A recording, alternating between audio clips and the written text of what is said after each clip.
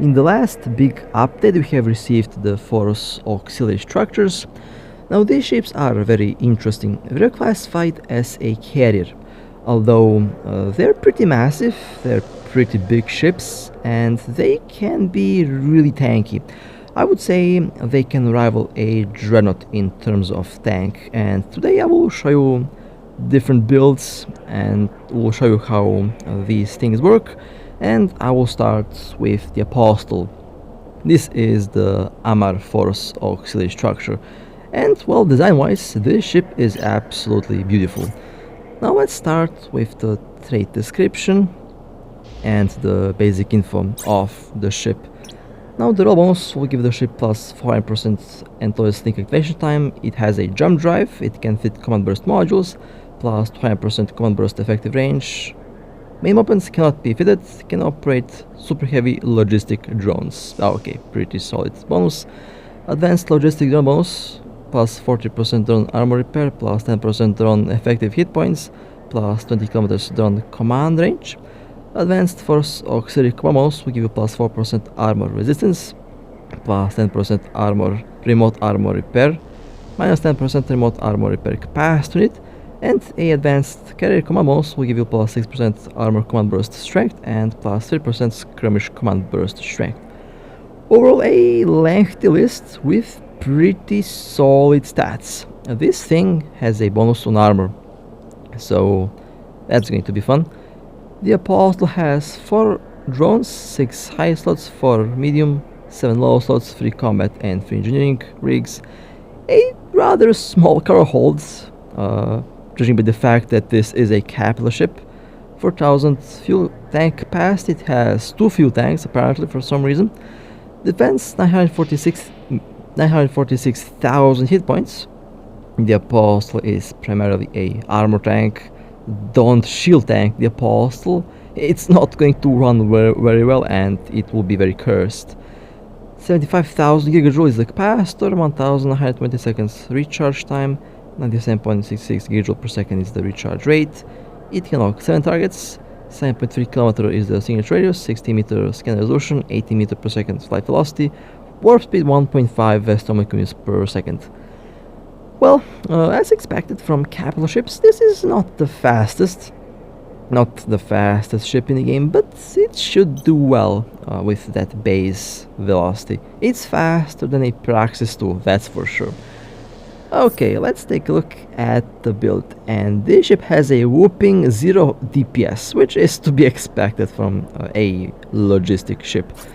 Now I have Mark 9 Capital Remote Armor Repairs. They repair 5,687 armor every 7.5 seconds. Optimal range 27.79 kilometers and accuracy fall off at 5.08 kilometers, which honestly is, I would say, pretty solid. These things can repair a lot.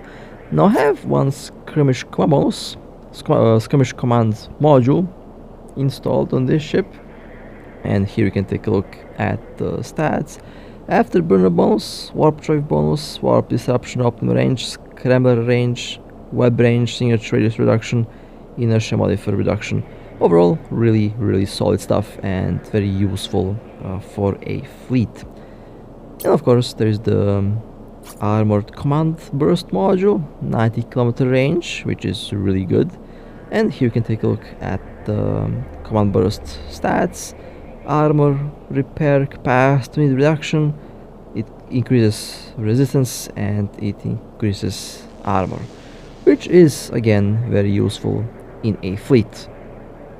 Now for the other 2 modules, I have 1 web and 1 scrammer, but you can add any module that you like or any module that is needed in the situation. Now onto the new drones. These are the super heavy armor maintenance drones, and I would say they look really nice on paper. 2,430 armor repair every 7.5 seconds, 12 km optimal, 3.5 km accuracy fall off. They're not that fast, but at the same time they don't have very far to go anyway, unless you are repairing targets that are over 100 kilometers away. Now, Let's take a look at the low slots. Well, this is the classic tank setup that I have on a vast majority of my capital ships, and I will play around with the low slots on this ship to see what kind of combinations I can come up with. As for the rigs, I went with full resistance rigs and full armor repair. This is a combination that I like on the Apostle because this ship already has a bonus on armor, so I expanded on that, and I have 2 integrations and 1 normal rig for armor repair. Should be a really decent combination. And for the engineering rigs, all rigs are for maximum capacitor performance because this is a logistic ship, and their main purpose is to repair friendly ships, so you want to have a decent capacitor. And these are the base stats on the armor. I have to admit, that's a lot of armor. This thing has more armor than my Revelation. The Revelation sits at 150,000, this sits at almost 500,000. This thing has a lot of armor and a lot of resistance. So, let's see the active stats on this ship. And first I have to say this thing is really huge. It doesn't really fit easily on the screen. And I actually forgot how pretty these Force auxiliary ships are. It's interesting that all of them are pretty tall. Most of their designs are designed in such a way that they represent a hangar. And when you look at the back of the ship, there's a huge maintenance bay, which is a very nice attention to detail, and I love it. Now let me first assemble the modules here. Currently the module layout is a mess, so my apologies for that. I have to adjust the modules so that I have the layout that I like.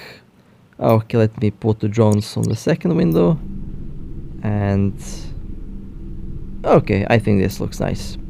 So I have dual adaptives.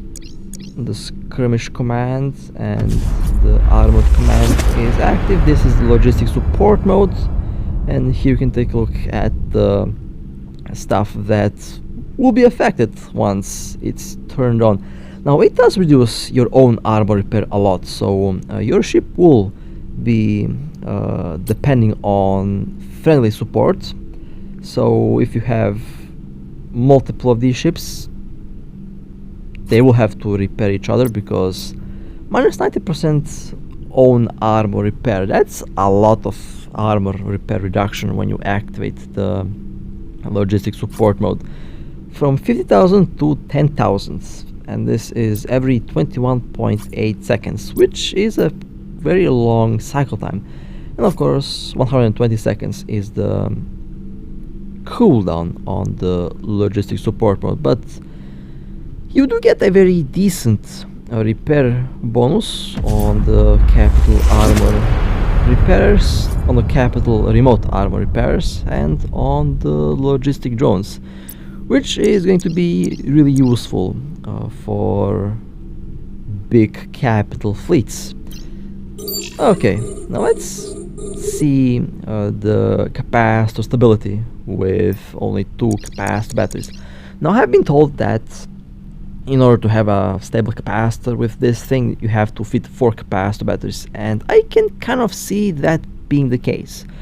So I believe that 2 capacitor batteries might not do the job just fine, and we will find that out really soon. Now I also will show you the active stats with the command burst module, and we'll show you the stats with the damage control unit. But the ideal implant is the remote armor repair implant that will work for this ship. Now the remote armor repair implant can actually give your own ship extra resistance, and you unlock that at level 15, which is honestly a really nice thing. And of course you give the ships that you repair extra 10% armor resistance on all damage types. On level 15 you get extra 25% armor resistance on your own ship, and here you can take a look at the level 30 secondaries. Now these all secondaries and general units can be changed depending on the situation, depending on what kind of setup you run on your apostle, but I usually aim to build the implants to suit a vast majority of ships, and I believe that this current setup is really solid. Now of course the Nosferatu and Afterburner can be replaced with something else, but overall that will work quite well for logistic ships. Okay, now let's take a look at the active stats. 4.6 million effective hit points, 85, 88, 87 and 86% resistance on the armor, 544,000 armor hit points. Okay, that's a lot, and I mean a lot of armor. Now the capacitor, as I have expected, it's not really that stable, so if you want a more stable capacitor you will have to go for more capacitor batteries. And with the damage control, 96, 97, 97 and 96, 17 million hit points. Alrighty then. I thought the revelation with 12,000 hit points was chonky. This is Chonk. Okay, I love it. I love this. I love the tank with this thing. It's ridiculous. I really like tanky ships. Warning, but this is not even the final result that you will see today in this video. Oh man, I have something else for you later. Capacitor running low. Will be quite fun and quite hilarious. Now the implant at level 45 will eat the capacitor because it does increase the capacitor usage, but at the same time it improves repair by 500%, which means you can repair a capital ship within seconds, in theory, but your capacitor will take a massive impact. And well, speaking about the capacitor is empty. Well, good to know that 2 capacitor batteries are not going to be enough for full-on constant armor repair, but the tank on the ship is nice, and I believe if you have a really solid fleet you could use this build, but you will have to rely on your teammates to support your ship with extra capacitor. So this build, while it looks good and solid resistance wise, in a smaller fleet you might encounter capacitor problems, but in a really big fleet, if it's really well assembled, then it should run really well. So I have replaced the damage control into a 3rd capacitor battery, and at this moment I started to think about, let's actually add a 4th one. So I have 4 batteries, 1 repairer and dual adaptive armor harness. Now the capacitor should be stable, but the ship will have lower resistance and less armor repair, less own armor repair, but the armor repair that you will give your teammates will be really good, and that's what these ships are all about. They're all about that support and remote armor repair. 86, 89, 87 and 86% resistance, 495,000 hit points. Now let's keep the armor repairs running and let's use the implant to put extra strain on the capacitor to quickly deplete the capacitor if possible. Unfortunately, it still doesn't show the implant effect on the remote armor repair, so you will not see the extra 500% when you check out the module once the implant is active, but I can guarantee you that the effect works. Already tested out, but unfortunately it does not show on the module, which I believe needs to be fixed. It has to show on the module in order to see the accurate number, but if we follow the numbers, it should repair around 32,000 armor per cycle per armor repairer once the implant is active, and that's a lot of armor being repaired. That's only one. I have like 6 of them, so you can fully repair a capital ship within seconds. Okay, command burst modules are active, and I have to admit, the game is really beautiful, especially after we bump up the graphics to ultra. Not to mention there is a graphics update coming ahead in the next month, or perhaps even in this month, I actually forgot, so the effects in the game will be prettier very soon. Can't wait for it. Can't wait to see how potato this phone gets. Or tablet, I actually use both. So, with 4 batteries and with this current setup, I see the capacitor lasting as expected, a lot longer, and I would almost say that it feels capacitor stable, but in order to make this capacitor stable, I think I might to change the capacitor battery general unit, because the current one has better output but longer cooldown and shorter duration time. The tank 5.3 million, 88, 19, 89 and 88%. Yeah, that is pretty damn tanky. This is the chonkiest ship that I have seen in a very long time, and I love it. And this is how the drones look. They have the design of sentry drones, but with the only difference, they actually move, while sentry drones are stationary.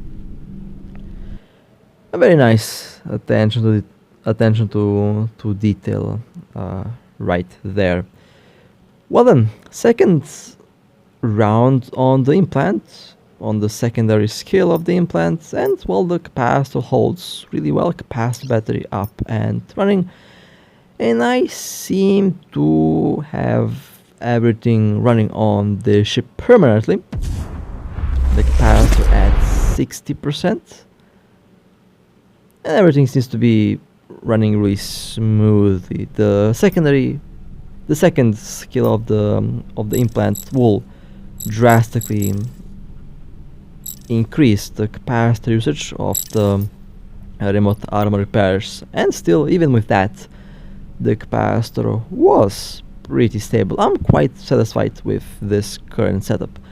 So, looks like 4 capacitor batteries are required to make this thing capacitor stable with everything running. Thing that I want to try out, what is the DPS on this thing, since this thing can actually fit small, medium and large drones. Unfortunately, it can't fit fighters. I tried, it didn't work, or perhaps you actually can fit them, but for some reason it's not working. You tell me that in the comments. I'm very curious if it's a bug, but in any case, let's yeet those drones at that Megatron Striker, and let's see how much damage those Republic Fleet Berserkers can actually do. Now, I'm not going to say the DPS right away, because I want you to guess what's the DPS on this thing. And I think based on my reaction, you can already kind of guess that the DPS is a little bit silly. When I say silly, usually I mean ridiculously silly, and that means like Barrage Macarial level of silliness, but this thing, yeah, doesn't really have impressive DPS, as you can see based on the damage that I do on that battleship. It barely dents the shields of the Megatron, and I actually got the idea to try and make a Battle Apostle, but yeah, I don't think that's gonna happen with this DPS. 205.74 on a capital ship. Yeah, this is not really going to work as, for example, a combat Hurricane Logistic or combat Brutix Logistic. I had the idea to replicate the battle Logi build on this, but with drones at the moment I don't see that happening. And yes, that one pirate that's repairing the armor of this ship could probably tank this ship's DPS. So yeah, if you plan to use the ship for missions, don't do it. Don't do it. Not going to work. And the DPS on this thing is not there at all. It might be able to defend itself against interceptor tackle if you use medium drones or even light drones, but for missions, no. This ship is not really designed to be used as a DPS ship. It's not really designed to be used with weapons. You can have drones, but those drones will not do much against anything larger than a interceptor frigate, or even perhaps a glass DPS cruiser. Anything above that could easily tank something like this, and I believe that these ships could definitely be vulnerable to tackle, since we don't have stabs for capital ships and the DPS on this ship is not good at all. So be very, very careful and don't yeet your force auxiliary into low sec. That thing is going to get yeeted so fast, it's going to be on the weekly news in a flash. So we have, I think I have one. Yeah, I have one ship approaching me. Let's just warp to the station, because not really sure if that one ship is carrying a scrambler. Let's not play with that. Let's just warp. Not really sure if I have enough DPS to kill that one frigate, and I sure as hell not going to find that out over here at this moment. I have a plan for the finale for today. I think a lot of you will enjoy that. So let's see if this thing can fit anything else besides remote armor repairs, because I'm still curious if you can at least fit this ship to have 1000 DPS. You know, at least try to replicate a battle Logi build on a force auxiliary. This thing is so big. I have a hard time believing that this is a carrier. Carriers are small usually, but this thing is absolutely enormous. So you can fit capital turrets, you can fit large turrets, you can fit missile launchers, you can fit lasers. You are practically stuck with only the capital remote armor repairs. So yeah, this settles it then. You can't use the ship as a battle Logi. It's not working like that at all. Now let's try a different tank build. This is a full-on resistance build. Triple adaptives, 1 reactive, 1 damage control, and dual capacitor batteries. A build that should be nice and tanky in a big fleet. So let's take a look at the active stats. 4.9 million hit points, which is again really good. 88, 90, 88, and 87% resistance, which is pretty solid. Pretty happy with this result. 2 minutes and 45 seconds is the capacitor, and everything else is roughly the same.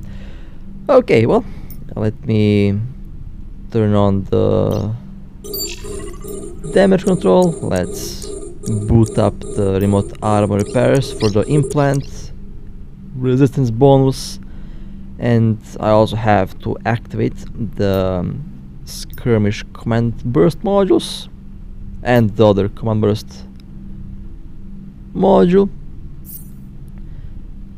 4.9 million. Okay, it's the same. Let's turn on the implant. implant effect should kick in. Let's take a look at the tank. 6.2 million, 91, 92, 91 and 90%. Okay, let's boot up the damage control and the command burst modules. 22.8 million hit points, 97, 98, 97 and 97. This thing is a brick. 544,000 armor hit points. You know, this is definitely tankier than a Dreadnought, and I would go as far as to say that this is almost super capital level of tank. We will see how the super carriers and titans look tank wise, but I'm pretty sure this thing is close to that. However, I expect the super capitals to have slightly more hit points, and I expect them to have a lot more overall hit points once the implants and once the tank modules kick in. But overall, this might be the chonkiest and tankiest ship that I have recorded so far. Docking I'm really request accepted. happy with the tank result on this thing.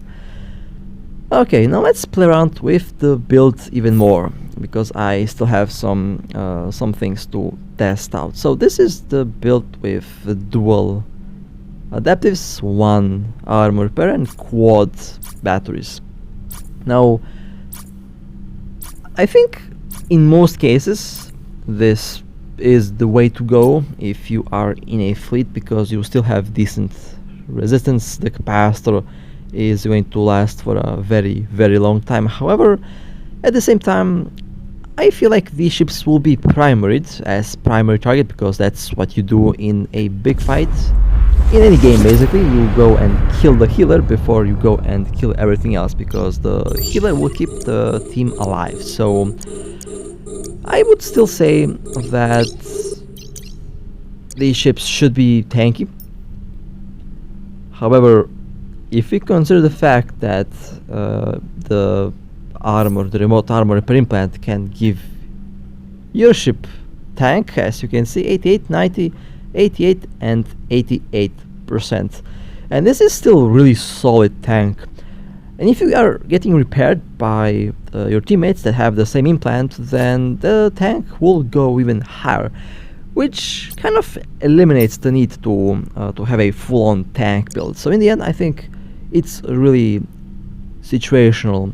It depends on what kind of fleet setup you have. Now, I'm not really sure if this ship has already been used in combat. I think it hasn't, because they're still relatively fresh and relatively new. But once they're getting used in combat, it's going to be fun, because now the capital fleet has a logistic ship and the fights will last a lot longer. Now, I also want to show you a trick that you can do with the thermal circulation implant. This implant on level 15 will give you extra armor resistance, and that is extra 20%, which is a passive effect. It works regardless of the weapon you have, it works on all ships, and it works really well on tanky ships. So if you like a good tank, the thermal circulation implant is actually a really good choice. And with this implant, I can get the passive resistance up to replace 1 or 2 adaptives, which means with the thermal circulation implant you can get some really nice tank on any ship, including this one. 5.1 million hit points, 87, 90, 88 and 87%. And this is with the build that uses dual adaptives, quad batteries and 1 armor repairer. Now, if you have this implant, don't click on any of the implant buttons, because once heat is above 30 you lose tank. and that will have a big impact on the damage that you are going to be taking. So if you have this setup, if you use this implant for extra tank, don't use the implant at all. Just use the passive effect that will increase the tank and it will increase your ship's survivability. And overall, I believe you will have a lot of fun flying a ship with this implant. If you accidentally do click on the implant, then just turn off and wait until heat is below 30, then the tank will go up to its original value. And the resistance is now at full power, which is a very neat little trick that works on all ships. Of course, it has to be a armor tank. Don't do this trick if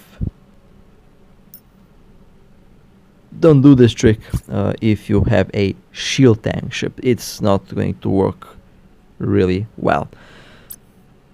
Okay, let me just quickly accept one contract. My apologies for me being distracted. I had a contract for a very nice Vindicator that we have killed. That's how we split loot. Very fair and overall very, very fun. Okay, let's dock and let me see if I can come up with docking request accepted. Different build on this ship. So I did mention that I will do something hilarious at the end because I believe not many players have seen the Force Auxiliaries, and I believe almost no one has seen how these ships explode.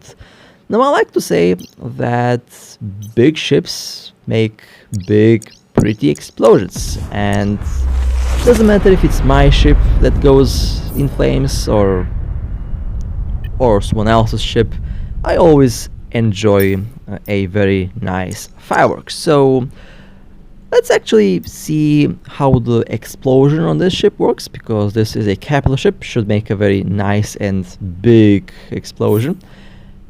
And at the same time, I also want to see if I can survive the sentry guns for some time. In theory, I should survive a bunch of hits, because I have a lot of tank, nearly 99-98% resistance. And now, this is a build that I don't recommend you use. I did take this build on purpose to get maximum possible resistance in order to shoot at a sentry gun, just to see what happens and just to see how the wreck of a Force Auxiliary looks, because I'm pretty sure not many have seen that.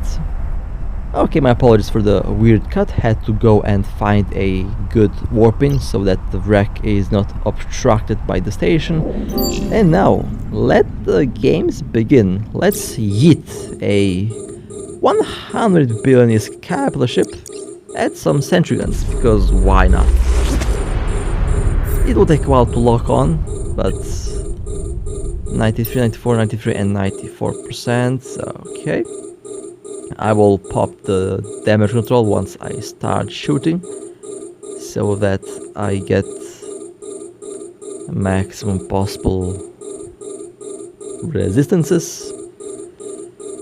And let the yeet begin. Locked on, drones out, I got aggression, damage control popped. Okay, there goes the shield, armor taking hits. Well, I survived a lot of hits there.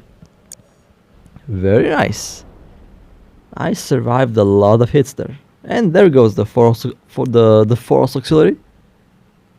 Big ships make big, pretty explosions, and let's see how this explodes. Well, nice. Okay. Pretty fireworks. I love it. And this is also a very nice looking wreck here. Always, always nice to look at some capital shipwrecks. I will take a closer look at the wreck in a moment. Let me do this. Yeah, this looks very nice. Well, take some screenshots. I think this might be the first. I think it's first, not really sure. I haven't seen any kill mail of these ships, but this might be the first look at these wrecks. Very interesting. Capital ships, when they explode, they usually leave a big chunk of them intact because they're big. Warp Small drive ships, active. when they explode, nothing is left. But big ships, when they go down, a big structure, a big wreck is left behind. I always loved that little aspect of Eve. Well then, let's Warp dock drive active. and I will show you the kill mail, the lost mail in this case, so that you know how much these ships cost when Docking they request go accepted. down. I think this should be interesting to see. Okay, let's open up the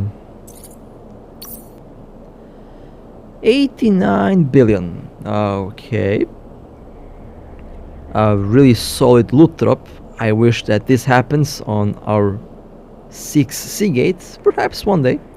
89 billion ISK. That's a expensive little boat right there. Well then, with that being said, this was a very, very lovely little run with the Apostle. Very nice firework at the end.